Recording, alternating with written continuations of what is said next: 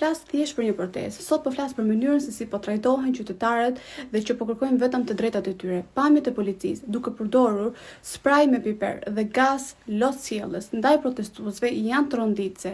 Mes tyre ka të moshuar, ka gra, ka të rinj, madje ka edhe fëmijë. Askush nuk duhet të përballet me një situatë të tillë.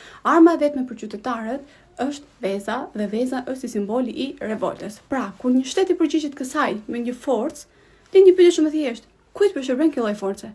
A nuk është e rëndë të shohësh gra të moshuara dhe të tërhiqen zvarr në rrugë, të tërhiqen zvarr nëpër trotuare?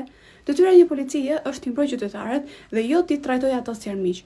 Pavarësisht bindjeve politike, dhunat e qytetarëve nuk duhet të normalizohet. Një shtet demokratik nuk ndërtohet me frikë, por me respekt për të drejtat e njeriu, lirinë e fjalës dhe të drejtën për të protestuar e për ta shprehur mendimin e lirë.